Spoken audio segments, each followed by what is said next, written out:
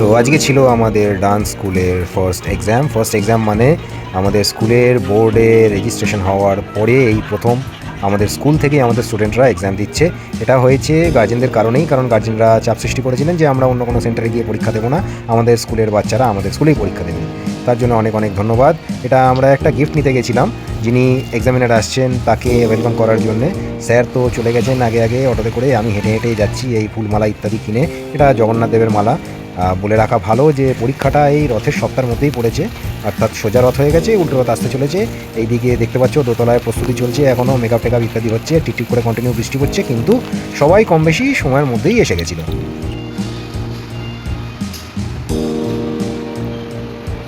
Sir গতকালের বাসি মালা সরিয়ে আজকে ফ্রেশ মালা পরিয়ে দিচ্ছেন জগন্নাথ দেবকে। এক্সামিনারও চলে আসবেন খানিকক্ষণের মধ্যেই। সকলেরই একটু আধটু দেরি হয়েছে আজকে বৃষ্টিপাতের জন্যে, কি করা যাবে, প্রাকৃতিক দুর্যোগ কারোর হাতে নেই। আর এনারা সকলে মোটামুটি এসে উপস্থিত হয়েছেন, অর্ধেকের বেশি এখনও বাকি আছে। বৃষ্টির জন্য একটু আধটু দেরি হচ্ছে, এখানে এসে শেষ মুহূর্তে প্রস্তুতি চলছে সবার। কেউ মিসিং নেই তো?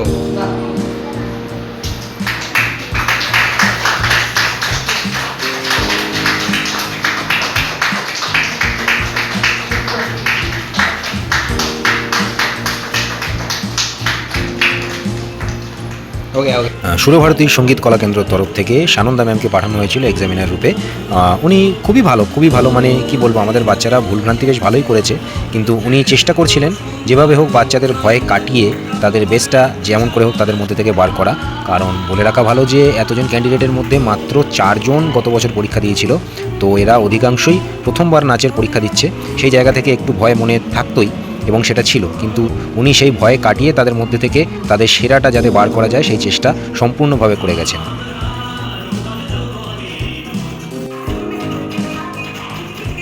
প্রথমবার হিসেবে সত্যি আমাদের জন্য খুব ভালো এক্সপিরিয়েন্স।